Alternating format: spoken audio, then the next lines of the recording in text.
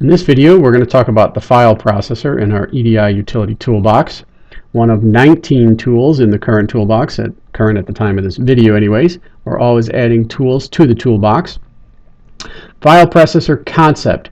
I've got a folder full of files, and I want to do something to those files. I want to move them or copy them or delete them or what have you based on some criteria, either the file type, the file name mask, file extension, or all files in that folder. And it's rules based. You set up your own rules. You can have as many rules as you want, so you can use this to set up all kinds of file movement patterns. And it's not just for EDI files, although it has a very strong EDI component. So let's take a look at it. And here is our EDI utility toolbox. We're going to select file processor off our list, and I'm going to close the main menu behind it just to have a cleaner screen here. But before we actually show you the demo, we're actually going to show you what we're going to do the file processor on. And I have a series of folders here. One called starting folder. It's got a bunch of files in it. And then we've got some target folders. We have one called nremit files, empty at the moment. Target 271 folder, also empty. 837 target folder, also empty, and a Z remit files folder, also empty. Nothing up my sleeves, as it were. So maybe perhaps you have a team of people who work all the payer that start with Z files, and same thing, all the people who work the N payer files, so you can always move them around from people to work. 837s and 271s may go in their own folder, etc. In our starting folder, I have, oddly enough, a file to go into each of those. I've got an 835 remittance file that starts with N. I've got an 835 remittance file that starts with the letter Z. I've got a 271 file. I've got an 837 file. And I have a picture of my dog, handsome devil that he is. So I'm going to set up a rule to move those files around. Actually, I already have set it up, called demo. But I will also show you how to start a new rule from scratch. And that's select the new button, give it a name. I'll call it new rule. Now that's how you start it, but there's nothing in it yet, so you basically got to edit that new rule, and then you actually add lines and conditions, etc. Now I'm actually going to back out of here, and I'm going to show you an already existing rule. And it's called demo.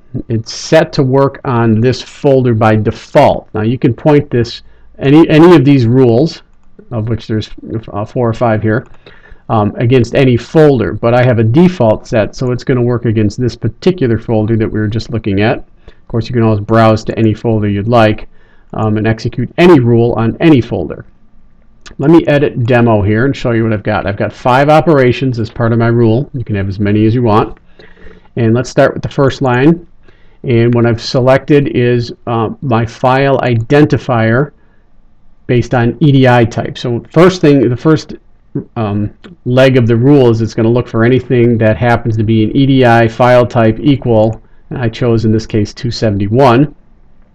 And if I see a 271 file, I'm going to move it. Now my other options are to copy it, copy or move it with a timestamp in the file name only. It doesn't change the file itself. I can delete it. I can unzip it if it happens to be zipped, and I can also use this as a cue to run another program.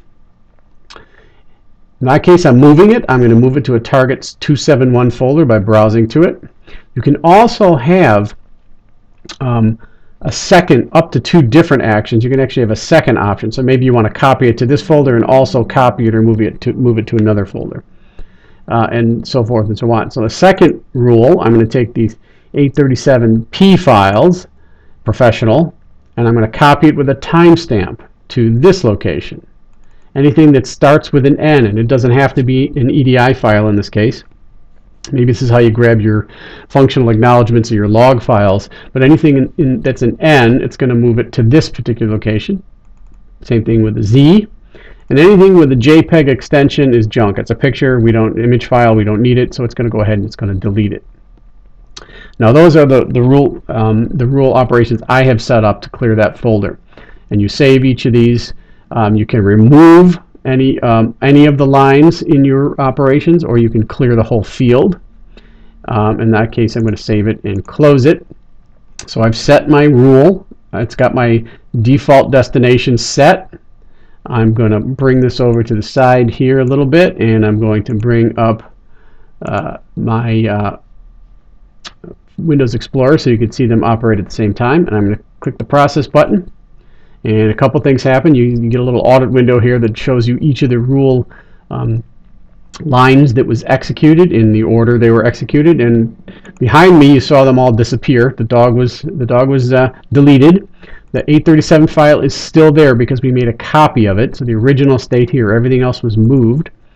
So the N folder contains the N file, the 271 folder contains the 271 file, the 837 contains the copy of the 837 with a date and timestamp only in the file name, and the Z folder contains the Z file. So I've moved all those around per my rule set. And this works on network folders, is provided, of course, you have proper permissions to move or delete files. It works on network folders as well as local drives. And it is a Windows-based application, so as long as it is available, the files are available on a Windows Share mapped drive, this product will work wonderfully for you. So if you have any questions or comments, please give a holler or visit our website or visit our YouTube channel for more videos.